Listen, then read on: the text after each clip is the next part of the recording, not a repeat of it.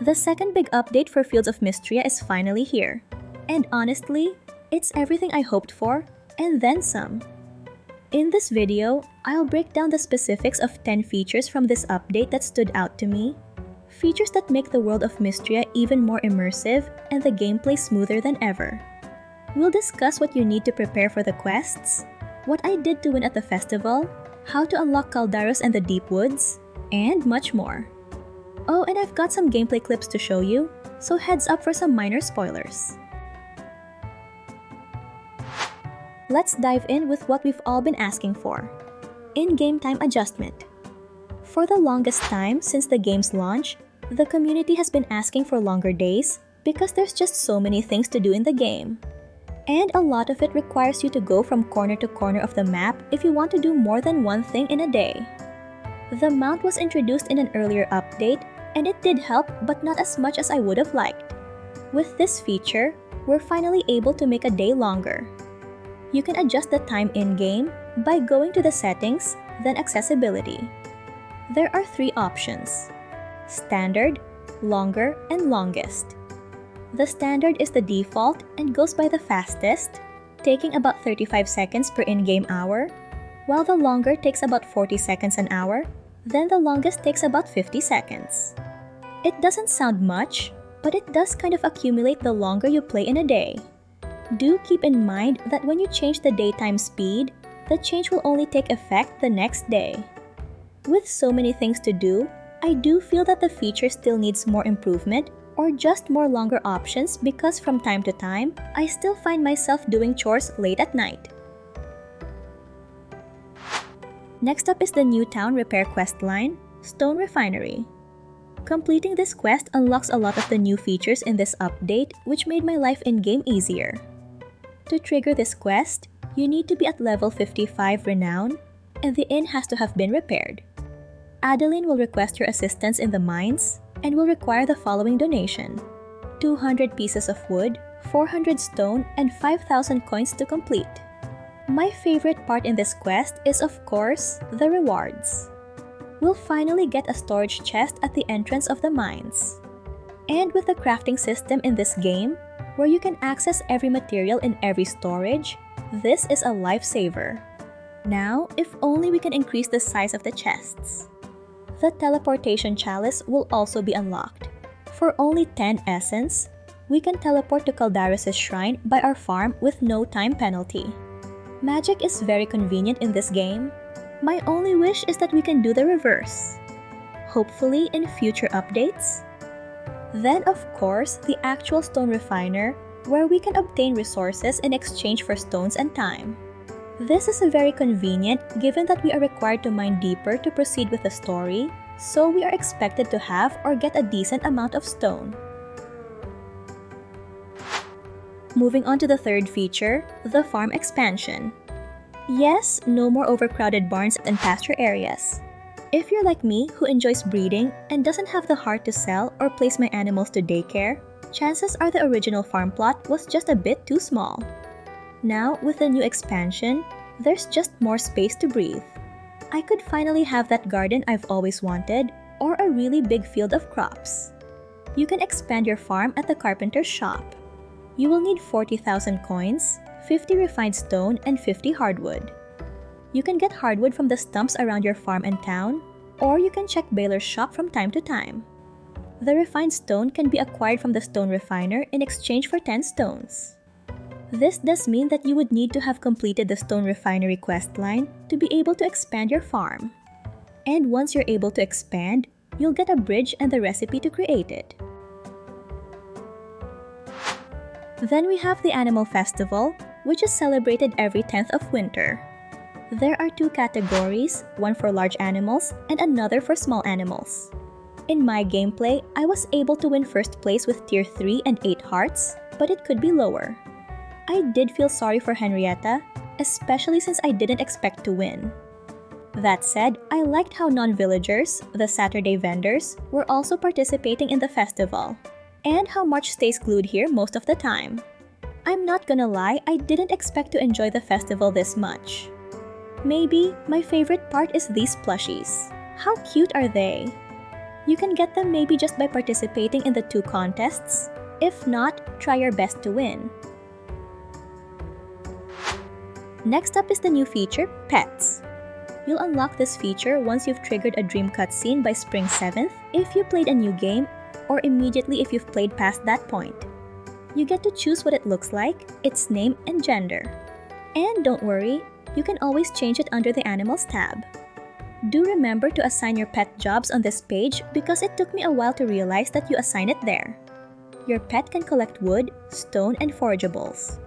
While wood and stone are plenty helpful during the early game, I would definitely welcome any additional means of getting more chances of rare forageables by mid-game. Granted, we already have Baylor's shop for that, but any new ways, especially for free, is a welcome addition. You can buy cat or dog treats at Hayden's shop, but your pet doesn't need to be fed. It can get expensive, especially when you're just starting out.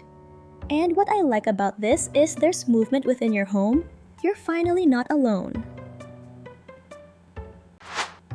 Then we have Elsie's Gossip mechanic.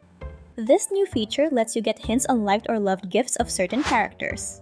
To unlock this, you'll need to complete the Seeking Gossip questline, which will appear on the 1st of summer, or immediately for game saves past that point. And to be honest, the storyline and the mystery were pretty intriguing. Once unlocked, talk to Elsie and you'll get to choose between 3 characters to gossip. I mean, get hints on their preferences. This will reset daily. And if you don't want to take the chance on which 3 characters will be available that day, we have a separate video on easy early gifts that you can check out after this. We'll be sharing the link below. Moving on to the most challenging questline for me, and completing it will unlock most of the significant upgrades in this update. To trigger the Fire Seal quest, you'll need to reach the 60th floor in the mines, and, as per usual, you'll need Juniper's help to decode what the offerings needed this time are. And you guessed it, it's not as easy this time around. Maybe because we're not prepared this time around. Here's what you need: a rock root, an emerald, a faceted rock gem artifact, which took me a few days to find. It should be available in the Deep Mines biome through floors 41 to 59. The challenge was getting the right artifact. If you're not familiar, there are actually dig spots in the mines, which look just like any dig spot around Mistria. Then a sealing scroll, which will trigger a new quest with Baylor. To obtain this scroll, he will require you 10 silver ingots, 10 rubies, 10 sapphires, and 10 emeralds. Sounds easy enough? If you didn't have anything saved, it's just a lot of work, but the gems are pretty common. And honestly, if you're lucky, you can find all of these from Baylor's shop. Oh, and if you've already unlocked the stone refiner, the gems can also be crafted there. Once you've completed the quest, you'll get access to new Magic Dragon's Breath and the lava mines. And with it, the new gold material, which you can use to upgrade your equipment and tools, increasing the range from 3x6 to 6x6. This means you can mine and chop faster than ever before, and most importantly, your farm layout might change. Or if you're just starting out, the tools are now optimized for a 6x6 plot, so you can plan your farm layout around it. Once you've learned the Dragon's Breath, you'll now be able to unlock sprite statues, which can help automate your tasks. To unlock the chicken statue, access the cave behind Errol's home and use your new skill.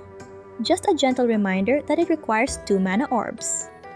This will automate petting your animals inside a large barn or coop in exchange for essence stone. It has to be a large barn or coop because the small and medium won't have space to place this statue. You can get essence stones from the mines or craft it from the stone refinery. To unlock the water sprite statue, access the cave by the beach. Swim east, then north. This will automate watering your crops in a 2-tile radius in exchange for essence stone. To be honest, given that we'll unlock this once we're late mid-game, the 2-tile radius is a bit of a letdown, but I do think we're going in the right direction. It could still be useful to those who don't like farming that much. Hopefully, it will increase in the next updates. Access to these hidden caves are not the only places we can unlock with our new power. We can finally be able to go to the deep woods, a whole new biome to explore. And what I love about it is not just the new resources we'll discover, but also the new lore. In the Deep Woods, we'll find a cemetery of sorts.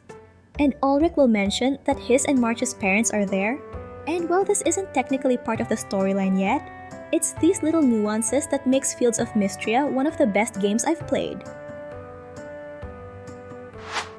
Oh, and you know what else we can find in the Deep Woods? You guessed it, Caldarus. Unfortunately, a leak of his human form has already been going around, so I wasn't surprised at how he looked. But I definitely enjoyed that intense scene during the Fire Seal quest. It was gripping to say the least. To unlock Caldarus, you need to complete the Fire Seal quest. And you can visit him at his home in the Deep Woods. I am not gonna lie, it looks homier than I was expecting. And I like how Caldarus' heart level is already at yellow. It was mentioned that his and Priestess's heart levels will increase with key story points. So, marriage to him might require you to finish the main storyline. But that's just pure speculation on my part, since we don't even have that feature yet. Do you have any theories or features you wish would be implemented? And if you haven't seen it already, we discussed easy early game gifts and beginner mistakes you can avoid in Fields of Mistria on this channel. So, if you're looking for tips on making your gameplay a little easier, definitely check this out.